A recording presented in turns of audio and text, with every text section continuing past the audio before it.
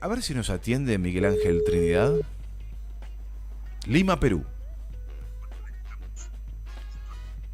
Hola. Hola, Hola Miguel Ángel, ¿cómo estás? Muy buenos días. Desde Posadas Misiones te saludamos Ronnie Fuchs, Sergio Centenaro. un gusto saludarlos, compatriotas. Un gusto, muy buenos días. Igualmente, igualmente. Bueno, estamos hablando con Miguel Ángel Trinidad, que está residiendo en nuestra hermana República del Perú, que tanto nos quiere, que tanto nos ha ayudado, inclusive en la guerra de Malvinas. Bueno, Miguel Ángel perteneció al Regimiento de Infantería Mecanizado 3, General Belgrano. Arribó a las Malvinas el 11 de abril y estuvo hasta el 19 de junio, ¿sí? Que el 14 se terminó la guerra. 5 días después, Miguel Ángel estaba seguramente juntando los pertrechos que quedaban allí con melancolía, seguramente no sin dolor por el resultado de esta guerra, pero la lectura del resultado puede ser de muchas maneras, ¿no es cierto, Miguel Ángel? ¿Cómo estás? ¿Qué tal? ¿Cómo estamos? Un gusto escucharlos y sí, evidentemente, la lectura, sobre todo cuando más años pasan, se aclara más. Como dice el Papa Francisco, desde la periferia se ve mejor que desde el centro y desde la lejanía del tiempo se puede ver con mayor claridad los hechos históricos también. Hay bueno, un relato que sobre Malvinas que ha intentado ocultar lo que ocurrió en el invierno de 1982. Demandó muchos años para poder romper esa lógica de la desmalvinización, es decir, recibirlos en vez de héroes, los recibieron básicamente los familiares nada más, y como si hubiera la dictadura militar los hubiera querido ocultar, ¿no? Con vergüenza, cuando en realidad era un honor para nosotros. Nos han quitado esa posibilidad de recibirlos como verdaderos héroes. Bueno, en primer lugar yo te agradezco mucho la adjetivación de héroe, pero no es así. Los héroes son los que quedaron en nuestra tierra malvinera, no nosotros. Nosotros solamente fuimos personas comunes y corrientes que cumplimos con nuestro deber. Héroes son los que yacen en el mar y en el territorio insular de las Islas Malvinas.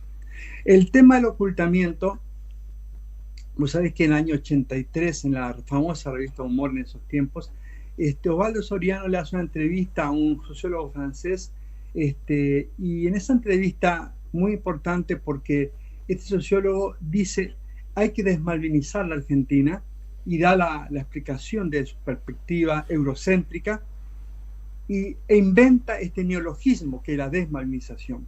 Pero este neologismo empieza a ponerse en la práctica exactamente en junio del 82, cuando conceptualmente como tal no existía, pero en los hechos sí. Y es cuando bajamos del Canberra el 19 de junio del año 82 en Puerto Madryn y somos ocultados por orden del régimen de la dictadura cívico-militar y concretamente una orden de operaciones del general Nicolaides, genocida, que dio la instrucción de que no podían tener contacto ni el personal de soldados, de cuadros, ni de oficiales con la población del lugar. Por consiguiente, cuando bajo de las escalerillas del Canberra ese 19 de junio a la tarde, yo jamás había llorado en la guerra, jamás. Pero ese día al mirar el muelle Almirante Storni, que es muy grande, es un muelle de aguas profundas, de 1 kilómetro de longitud, y veo que no hay gente, que solamente hay un grupo reducido de hombres, de armas, de personas, efectivos militares, empiezo a llorar amargamente. Nos meten en los camiones, cierran, atan los toldos de la parte trasera y ahí tuve la sensación de que en lugar de estar volviendo a mi barrio, a mi pueblo, a mi ciudad, a la parte continental, estaba siendo deportado a Treblinka, como en las películas que vemos de las deportaciones de las poblaciones judías, gitanas y de otras nacionalidades que los nazis llevaban a cabo. Es decir, un ocultamiento que entrañaba la vergüenza de ellos mismos, porque los soldados que volvíamos de una derrota en términos de capitulación militar, no una derrota moral, son o éramos el espejo de la propia frustración de ese sistema, de ese régimen, y por supuesto un establishment exitista que un día nos decía héroes, al otro día no mencionaba más nada. Es importante rescatar esto porque aquí hay una cuestión conceptual que se puso en la sociedad argentina y entonces se va confundiendo lo que significa desmalvinizar. Desmalvinizar o malvinizar en su contracara no es el hecho histórico, sino la significancia y el significante profundo que tiene en la historia de la patria y en el devenir político interno también de la Argentina. Y eso lo tenemos hoy en día a puerta de las elecciones, donde tenemos candidatos que toman como propio la línea argumental de la política exterior de nuestros enemigos que ocupan el territorio nuestro. Ahora te voy a preguntar. Perdón que me extendí, pero me parecía importante. ¿Por qué la desmovilización? No era un simple hecho de ocultar 14.000 hombres y 7 mujeres, por cierto. Tenemos 7 veteranas. Sí, ahora te voy a preguntar por estos candidatos que están blandiendo discursos bastante cipayos. Te voy a preguntar por eso. Pero a continuación, primero quiero hablar un poquito más de tu vida. Vos me vas a corregir en todo caso si menciono algo que no se ajusta a la realidad. Pero cuando volvamos y termine de hacer esta descripción, quiero que me digas cuál es el preciso momento en el que te tomás la fotografía que estamos publicando en esta transmisión en vivo. Ahora paso a contar que en agosto de 1982, Miguel Ángel Trinidad, con quien estamos hablando, fue uno de los cofundadores del primer centro de ex soldados combatientes en Malvinas de la capital federal y lo dirigió hasta 1987. Desde esos inicios de los 90 residió fuera de nuestro país, desempeñándose como funcionario público internacional en organismos internacionales multilaterales como la ONU y la OEA. Luego de 30 años volvió a la militancia malvinera, integrando el espacio de reflexión La Malvinidad. Vivió en Nicaragua, Guatemala, Honduras, El Salvador, Paraguay, Belice, Bolivia, Venezuela y hoy reside en Lima, Perú. Es padre de 3 hijas y abuelo de 3 nietas, una de ellas la mayor sanmartiniana y malvinera. Qué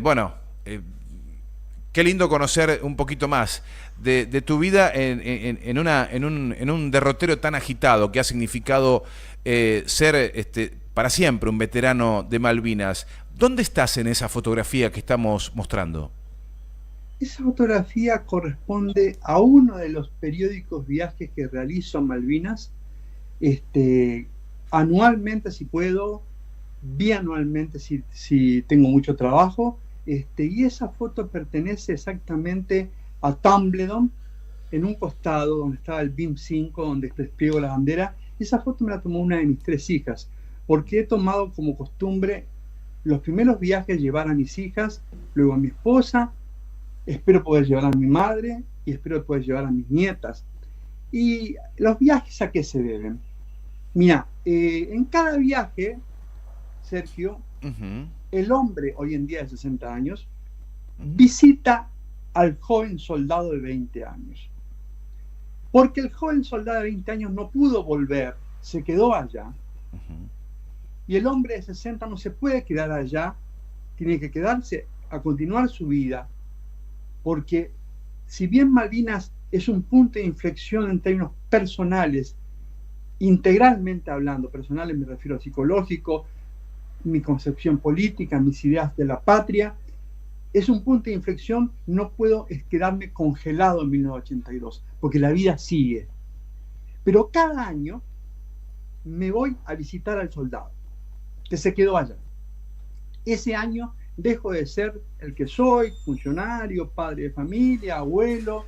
Ese año, esos días, que duran siempre 7 días nada más, me voy a recorrer los campos de batallas, estoy donde el lugar que ocupó mi regimiento, y me comunico un poco esotérica o simbólicamente con el soldado que sigue vestido de verde, oteando el horizonte, los aviones, los enemigos, el desembarco esperado de los británicos, y lo acompaño a él. Y el último día me despido de él, porque la vida tenía que continuar. Pero siempre vuelvo.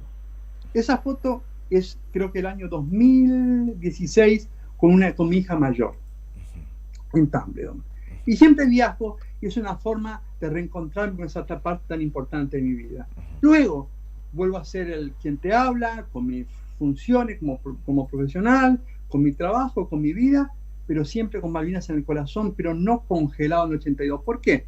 Porque dolorosa y tristemente, esta desmalvinización que conllevó el ocultamiento de la mayoría de nuestros compañeros tuvo distintos procesos de cómo superar ese momento. Es decir, lo que hoy en día se conoce como resiliencia, que en ese tiempo era un concepto psiquiátrico muy poco conocido, exclusivo de las personas especializadas en la materia, hoy que se ha llevado al ámbito social, el ámbito de la actividad política, el ámbito, por supuesto, de la salud mental. Yo lo hice militando en el primer centro de excombatientes durante la dictadura. Me acuerdo que en lugar de sufrir y llorar o esconderme bajo la cama, salimos con un puñado de compañeros a enfrentar la dictadura, a reivindicar nuestro rol en Malvinas, y esa fue la resiliencia.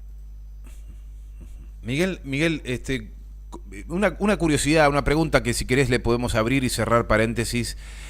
¿Cómo te miran los militares británicos en cada una de tus visitas a Malvinas? Porque te veo con la bandera argentina. A mí viste las pavadas que uno puede tener lejano al hecho concreto de una determinada situación puede alimentar fantasías de todo tipo. Por ejemplo, abrir una bandera argentina en Malvinas no solamente me llenaría de orgullo, como seguramente lo sentís al momento de tomártela, pero también me daría un poco de cagazo de recibir un tiro, ¿no? Por abrir la bandera argentina en tierra donde se ha peleado una guerra, ¿no? Pero ¿cómo es la mirada de un militar británico cuando toma conocimiento que se trata de un excombatiente de Malvinas que está regresando a ese territorio que es argentino y que está invadido por los británicos? ¿Podemos detenernos un segundo si has tomado nota de eso o no? Por supuesto. Cualquier veterano de guerra, haya sido conscripto, suboficial, oficial que viajó a Malvinas y viaja siempre en estos años, te va a contar la misma respuesta. Cuando llegamos en migraciones en la oficina de facto, porque la administración de un territorio puede ser por derecho o de facto, en este caso de facto porque son invasores, te entregan una cartilla en la que te dicen que tenés prohibido no desplegar bandera de tu país o símbolos que refieran a la Argentina, porque eso lastima y sensibiliza a la población. Yo te voy a decir una cosa, el territorio de Malvinas es el único lugar del planeta de la Tierra donde existe este tipo de prohibición. En ninguna parte, ni el derecho internacional, ni los acuerdos ni convenciones internacionales prohíben que ningún ciudadano de nacionalidad que sea pueda desplegar una bandera de su país en las calles de otro país. Ni siquiera la camiseta de fútbol.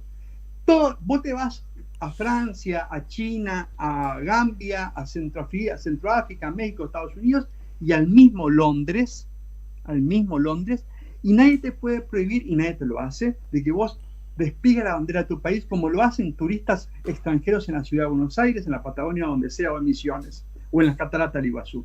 Esta es una pregunta muy buena la que hiciste, porque el régimen invasor británico rompe el derecho internacional consuetudinario y vigente al prohibirte desplegar una bandera de tu país y ni siquiera una camiseta de la selección argentina. ¿Y a riesgo de qué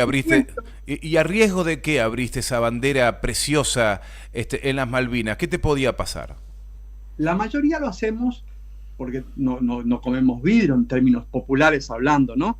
No lo hacemos en la ciudad porque podemos ir presos. De hecho hay compañeros que han estado detenidos por la policía local. Lo hacemos en los campos de batalla donde ningún habitante de las islas va y difícilmente los británicos anden patrullando. Sin embargo, tu pregunta es muy buena y te voy a mandar un video después para que cuando tengas tiempo lo puedas compartir con los oyentes y los videos de los que miran este programa por YouTube. Ellos saben con antelación por la lista de pasajeros cuando venimos veteranos, ¿no? Cuando vamos veteranos a Malvinas. Realizan vuelos, yo tengo esa prueba en video, rasantes, muy intimidatorios sobre nosotros, porque detecta que estamos en London, Tumbledon, Dos Hermanas, los sitios que habitualmente vamos todos, y pasan a vuelo rasante varias veces sobre vos como una forma de intimidarte y recordarte que ellos están ahí. Y generalmente lo hacen cuando ven que estás desplegando la bandera. No lo hacen físicamente en forma presencial, sino con un avión de combate de última generación, que son los Phantom, por ejemplo, los Typhoon, perdón, que son los últimos que han llevado. Entonces, repito, no solamente son usurpadores, sino que violan el derecho internacional y los usos y costumbres vigentes en todo el planeta, en el punto del planeta Tierra.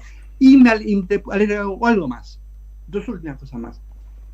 Promueven la apatridia, que es otra violación al derecho internacional.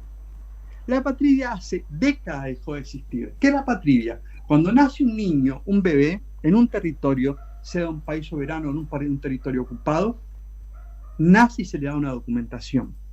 Los hijos de los inmigrantes chilenos, que son la mayoría de los inmigrantes que viven en territorio marinero, no le entregan una certificación de nacimiento. Es decir, promueven la apatridia, lo cual es una violación también al derecho internacional. Y finalmente, ¿qué siento yo cuando despego la bandera? Que lo hago siempre en el cementerio de Darwin y lo hago en los campos de batalla. Lo que sienten los 14.000 o todos los miles que han ido o van a Malvinas. Un profundo orgullo de desplegar la bandera en el territorio patrio. Miguel, hay algunos discursos en esta campaña electoral. Bueno, estás en Lima, Perú, pero seguramente o ciertamente estás siguiendo de cerca cómo va evolucionando la decisión del soberano en estas próximas elecciones. Y hay discursos de una ultraderecha, considero a Javier Milei y Patricia Bullrich una ultraderecha, que una dijo que le hubiera entregado a las Malvinas, viste, por un lote de Pfizer, esta vacuna que daban los norteamericanos, le hubiera entregado a las Malvinas, que no escapó a nosotros cuando lo soltó y cada vez que podemos tomamos precaución de estas amenazas o advertencias de lo que son capaces. Y después uno escuchando a Milei diciendo, bueno, mi ídola, o no sé en qué términos lo dijo, es Margaret Thatcher. Entonces me viene a la mente el acuerdo Duncan-Foradori, ¿no? Durante el macrismo, de lo que son capaces de hacer, de entregar nuestra soberanía o de hundirla un poquitito más en relación a la causa Malvinas, que es una causa del pueblo argentino. Sin embargo, estos atorrantes, si llegan al poder, son capaces de hacer cualquier cosa. ¿Qué sucede dentro tuyo como excombatiente, como un veterano de Malvinas, cuando una fuerza política se aposta para tomar el poder con el acompañamiento del pueblo que promete ese tipo de cosas? Es decir, mirá que las Malvinas para mí están sobrando, ¿eh? Todos y cada uno de las y los argentinos somos libres de tener la opción política que sea de nuestra preferencia en el momento de votar. No importa si de derecha, de izquierda, neoliberal, populista, como despectivamente se llaman a los sectores populares, peronistas, antiperonistas, trotskistas, no importa. Es un derecho que está consagrado en la Constitución argentina porque vivimos en un régimen republicano y democrático. Sin embargo, hay algo muy importante que, aunque no esté escrito, forma parte de la lógica política y del sentido común. Vos puedes pensar como quieras. Yo me puedo sentar a hablar con alguien que está en las antípodas de mis ideas políticas. Pero hay una línea roja, y es la patria. Cuando pasas esa línea roja, deja de ser respetable para mí. No por razones ideológicas, sino por tu actitud.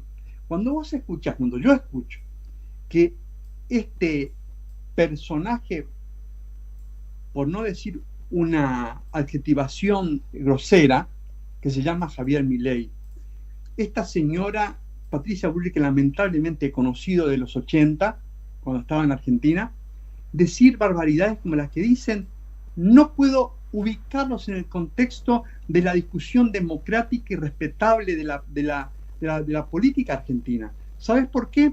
Porque han tomado la línea argumental de la potencia ocupante en nuestro territorio insular y marítimo. Cuando vos tomás la línea argumental, en este caso del Foreign Office, y también lo que dicen los isleños, estás dejando de ser argentino. Yo me puedo abrazar con un argentino de derecha y de izquierda. Me puedo abrazar con un argentino que sea peronista o antiperonista. Nuestras diferencias pasan a segundo plano, como diríamos en viejos términos dialécticos, la contradicción principal y la contradicción secundaria. Es secundario sos peronista o antiperonista. Es secundario sos de derecha o sos de izquierda.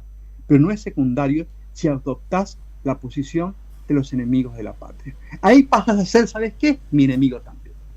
Entonces, esto es gravísimo, que haya calado en la sociedad argentina un discurso, repito, no me interesa la línea ideológica, un discurso que dice que Margaret Thatcher es su figura admirada, y aparte de que le van a entregar las Malvinas por las vacunas, que no te quepa la menor duda que si Dios no lo permita, ganan, lo van a hacer, porque son parte de los enemigos de la patria.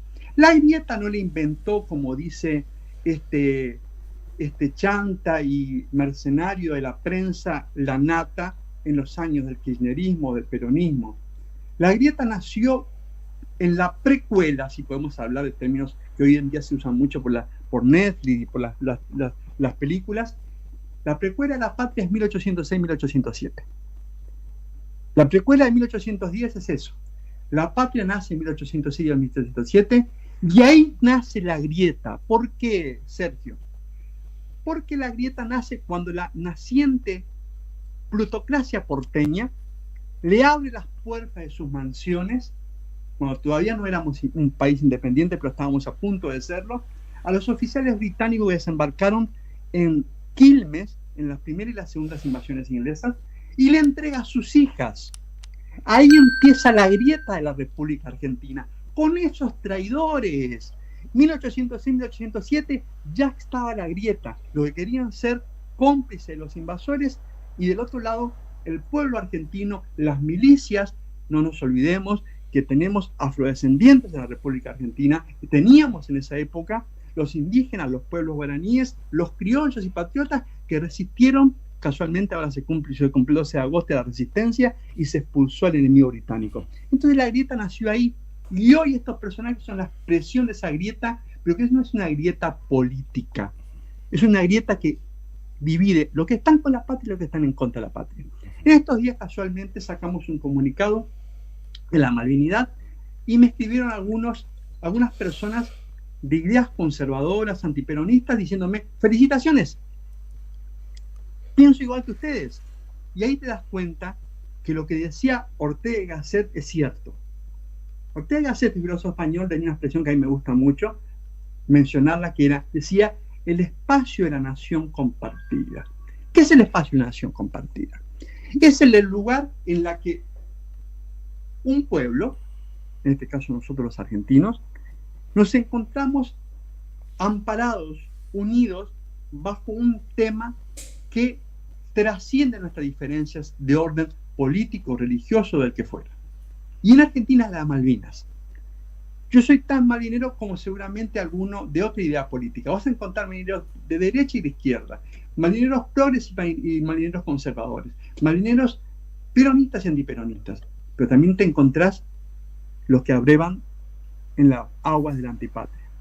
Hay una solicitada que salió hace unos años, firmada por intelectuales argentinos, en la que decían que había que tener en cuenta la opinión de los isleños, que había que tener en cuenta que ya Malvinas no eran argentinas. Bueno, con eso no discuto, porque están del otro lado. Eso no forman parte de una nación compartida. Yo puedo tener, repito, diferencias con un compatriota por sus ideas políticas, pero en Malvinas nos encontramos y nos abrazamos.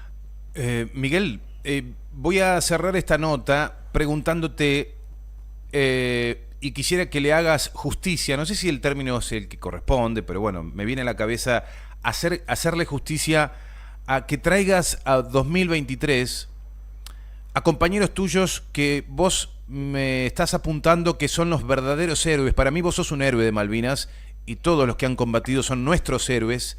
Yo tenía 7 años, ya se lo conté alguna vez a un excombatiente, a Pedro Rodríguez, aquí en la provincia de Misiones, Yo jugaba a los soldaditos, tenían 7 años, y cuando mi papá venía a la sala del comedor y nos decía, hundimos un barco, y yo saltaba, ¿viste? Y me imagino que con el pijamas de un nene de 7 años, ¿no? Ilusionado con que ustedes pudieran ganar esta guerra, y me sentía parte, y volvía a mi pieza y jugaba a los soldaditos que ganábamos la guerra. Es muy cara para mí esta guerra, el dolor, desde mi lugar, siendo un niño en aquel entonces, pero con una conciencia hoy de la importancia.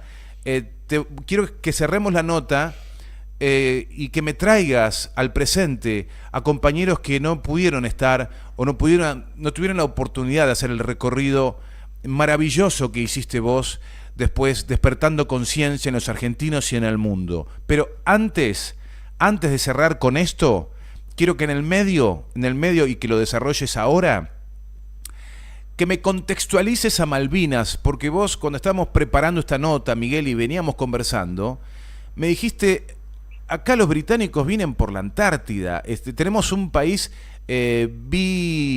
bicontinental. Entonces es mucho más estratégico este enclave colonial, que es nuestras Malvinas en manos de los británicos, porque no es solamente Malvinas, no es solamente la explotación de la pesca, el petróleo, etcétera. Hay una cuestión geoestratégica mucho más profunda por la que no quieren soltar Malvinas. Te invito a que nos hagas un desarrollo de esto, y que después sí podamos cerrar reivindicando y trayendo al presente algún compañero que vos querés recordar hoy. Bien, gracias, Sergio. Nuevamente, aunque sea reiterativo, aclaro, no somos héroes, los héroes son los compañeros que quedaron.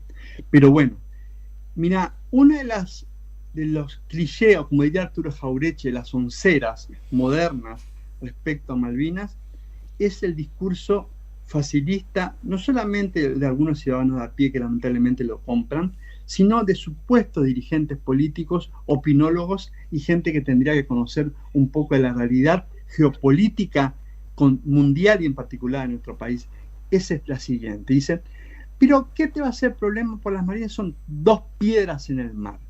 Bueno, esas 2 piedras o 2 rocas es la razón por la que gastan miles de millones de dólares los británicos para mantener la tremenda base militar, aeronaval y además una base de puerto de aguas profundas para submarinos nucleares. Por esas 2 rocas que ellos dicen que son unas 2 piedras, los británicos están manteniendo ese lugar. ¿Y por qué? Porque Malvinas es la puerta de la Antártida. En pocos años, en 20 años, se finaliza la adenda por la cual se extendió el Tratado Antártico, en el cual se va a definir los espacios de ejercicio soberano de los países firmantes del Pacto Antártico. Y eso no es pavada. ¿Por qué? Porque hay un problema que afecta a toda la humanidad, que es el calentamiento global. Por otro lado, la búsqueda de recursos nuevos minerales, que se sabe que en la Antártida hay. Así que van por la Antártida. Desde Malvinas es la proyección para ellos de la Antártida.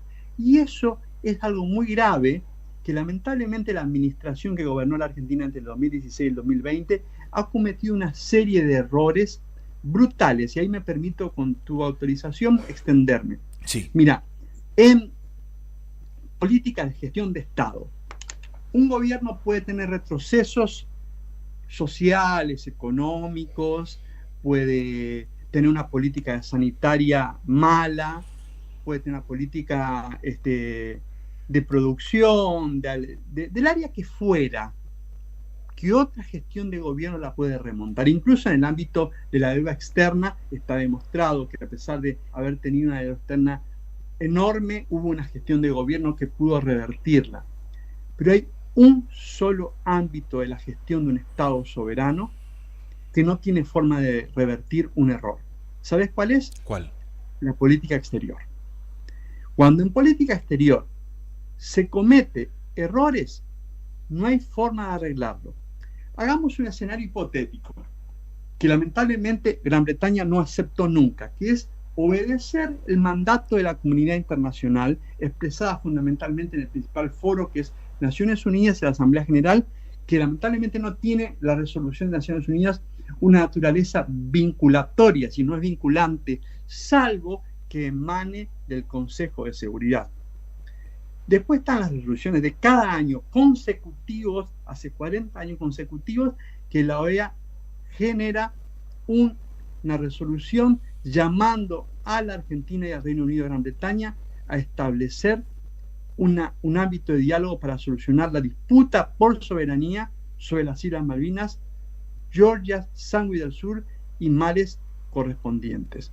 Vamos a suponer por un segundo de Gran Bretaña dice sí, vamos a sentarnos a dialogar con la Argentina, y luego de un largo proceso de diálogo, de fomento de la confianza, hay una palabra que se llama, hay más que una palabra, es un concepto y un instrumento internacional, el fomento de la confianza que se da entre países que han tenido conflictos, guerras, para poder lograr un espacio de entendimiento, un espacio de alcance de acuerdos que sean factibles para ambas partes.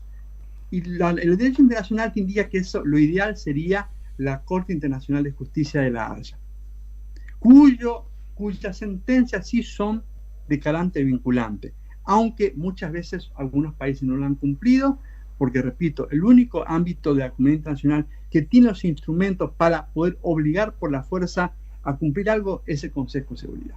Supongamos por un momento, Gran Bretaña, Reino Unido se sientan con Argentina durante 1 año, 2 años, dialogar, y se lleva a La Haya la cuestión Malvinas. Y resulta que ahí, cuando se lleva en el ámbito jurídico del derecho internacional una problemática de disputa de soberanía, empiezan con los antecedentes: descubrimiento, posesión, hechos que acompañaron y documentación vigente de la época. En esa época no existían Naciones Unidas, por supuesto, el concepto de derecho internacional era manejado de una forma distinta desde el Vaticano.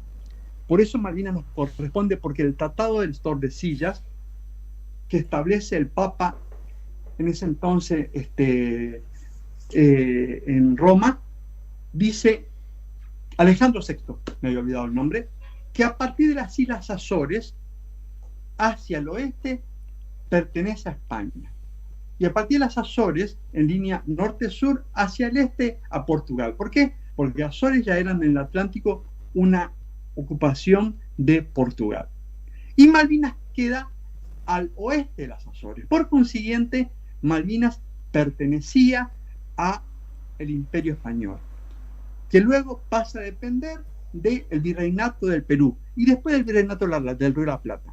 Entonces, a eso vos tenés que venir a sumarle todo lo que vino después, los reclamos argentinos que hizo a partir de 1833 con la invasión británica, a partir de los distintos gobiernos que especialmente en el siglo XX fueron planteando siempre como una queja la ocupación británica. Eso tiene un valor jurídico fundamental, y que cada año se presentaba, digo se presentaba porque no se hace más, desde el menemismo, cuando estableció el acuerdo de Madrid 1 y 2, no se acordó con los británicos no presentarlo todos los años en Naciones Unidas, en la Asamblea General, pero por suerte se mantiene en el Comité de Descolonización, porque para el sistema de Naciones Unidas Malvinas es un tema de colonialismo. Por eso que no aplica el concepto internacional de autodeterminación de los pueblos. Entonces, ¿qué quiero decirte con todo este largo discurso que me extendí con disculpa de los oyentes? Que si llegamos a esa instancia, todas y cada una de las acciones que tuvo la administración de Argentina entre el 2016 y el 2019 pueden jugarnos en contra. ¿Por qué? Porque hay antecedentes de colaboración con los británicos. El comunicado conjunto, no fue un acuerdo, comunicado conjunto Forador y Duncan, pero que a la postre tiene validez porque es un hecho consumado, de cooperación en el ámbito petrolero, en el ámbito del comercio, autorizar vuelos, cooperación en la Antártida. Todas esas cosas van a jugarnos en contra, Sergio. Y de eso no hay forma para volver para atrás. En derecho internacional, el error que cometiste, lo cometiste, al igual que el derecho interno, sea público o privado. Ahora, lo que vos cometés no se vuelve para atrás. Pero, Miguel, no es un error, es un acto de entrega brutal. Por supuesto, pero un error para el interés de la República Argentina. Para ellos no es un error. Para ellos es un saludo a su graciosa majestad y a quienes ellos se sienten identificados, como muy bien lo dice este personaje nefasto que es Milei, que admira a Margaret Thatcher. Pero admira a Margaret Thatcher ¿por qué? Por dos razones. Milei pertenece a lo que se conoce como la escuela económica austríaca, que es la expresión más brutal y salvaje del darwinismo social. Estas son cosas que al público no le llega, al ciudadano de a pie. Entonces, hay gente que va a votar por Milei sin saber que está votando por una especie de darwinismo social que va a acabar con ellos. Todos estos que pobre gente cándidamente cree que con Milei van a tener dólares, no van a tener nada, no vamos a tener patria. Va a ser la disolución de la Argentina, porque en Argentina está Joe Lewis, autorizado por distintas gestiones de la República Argentina a tener un aeropuerto de dimensiones que son exactamente iguales que el Aeroparque de Buenos Aires. ¿Cómo puede ser que tenga un aeropuerto de esas dimensiones sin el control del Estado argentino? ¿Cómo puede ser que tengamos una situación así? ¿Cómo puede ser que no podamos navegar por nuestros mares sin reportárselo a los británicos? Hay cláusulas secretas en el Acuerdo Madrid 1 y 2, por el cual los británicos tienen que saber cuando hacemos movilizaciones aéreas y marítimas en el Atlántico Sur. Entonces, estas son cosas terribles que van en contra del interés de la Argentina, pero van en contra del interés de la nación como supervivencia. Por eso Malvinas es mucho más que Malvinas. Malvinas son la riqueza vitícola, Malvinas es el petróleo en nuestra plataforma continental, Malvinas es la Antártida, Malvinas es el país bicontinental. Es mucho más que esas dos rocas que estos pobres idiotas dicen que son dos rocas. Algunos por idiotas, otros por ignorancia y otros por vocación cipaya. Y completando tu pregunta, ¿a quién quiero mencionar? Inevitablemente al maestro que fue soldado. Se llama Julio Cao, digo se llama porque para mí está vivo. Julio murió en combate, tal vez es uno de los últimos 3 o 5 hombres que muere en las horas y minutos finales de la defensa de Puerto Argentino. ¿Me puedes repetir el apellido? Julio Rubén Cao, soldado clase 1961, fuimos compañeros en la compañía Comando de Regimiento de Infantería Mecanizado 3 General Belgrano, La Tablada, y él se fue de baja a los 6 meses porque estaba casado. La entonces vigente ley del servicio militar, la ley Riccieri, establecía que quien cumplía el servicio militar y estaba casado legalmente tenía que ser dado de baja a los 6 meses. Él regresa al cuartel el día 7 de abril, yo lo veo regresar en la puerta de mi oficina, yo estaba muy cerca de la entrada, y cuando me cuenta que se presentó voluntario y que su esposa estaba embarazada, yo le digo, Julio, pero vos vas a ser padre, no tenés obligación de ir. Era maestro de escuela primaria, maestro de 5º grado en una escuela de La Ferrer, en un barrio popular. Y me dice, Miguel, me dice, ¿cómo yo voy a, después él lo explicita muy bien en una carta que manda a sus alumnos a la escuela, ¿no? ¿Cómo yo voy a mañana a hablarles a mis alumnos sobre la historia patria si yo no me fui a la hora que la patria me llamó a defenderla? Julio Cao tiene una foto que es súper conocida en toda la Argentina, que está con su fusil, con el casco, días antes de irse de baja. Yo tenía una Nikon Vetusta, de aquellas Nikon analógicas, que todavía la conserva, por cierto, de rollos, para lo que se escuchan, hoy en día es una cosa prehistórica. En ese tiempo, revelar un rollo llevaba 1 mes y medio. Hoy en día lleva imprimir una foto 1 minuto en una casa y verla en la pantalla segundos. Me dice Trinidad, me dice, tomame la foto. Yo no tengo una foto vestido de soldado. Agarro la Nikon, le tomo la foto, pero cuando él se va de baja, como tardaba mucho tiempo en revelarse las fotos, no se la doy. Y cuando estamos en Malvinas, especialmente me refiero aproximadamente 10 de la noche del viernes 11 de junio, viene la orden del comando de la brigada de que teníamos que una compañía de infantería y por consiguiente un grupo de la plana mayor al que yo pertenecía acompañar a esa unidad de infantería a combatir en las alrededores de London para apoyar al regimiento 7. Me preparo para ir porque mi jefe, el teniente primero Blanquet, me dice, Tini, nos vamos para allá. Después hay un cambio de orden y yo no voy, es decir, nuestro grupo pequeño no va la compañía de infantería nada más. Y siento la voz en el medio del pandemonium del sonido de la artillería británica que caía alrededor nuestro y la artillería propia, que era de Martín Valls, entonces teniente coronel Martín Valls, el grupo Artillería 3. Imagínate lo que era eso. Siento una voz conocida que me dice: Trini, ¿tenés un cigarrillo? Fumamos un cigarrillo bajo el fuego. Estábamos ayudando a cargar los cajones de municiones de mortero para la compañía A, y me dice: ¿te acordás de la foto que me tomaste en el cuartel y que nunca me la pudiste dar? Sí, le digo. Y me dice: bueno, me dice, si no vuelvo, entregáselo a mi familia. Y yo le digo: déjate de joder, vos vas a volver. No, prometeme que me lo vas a hacer.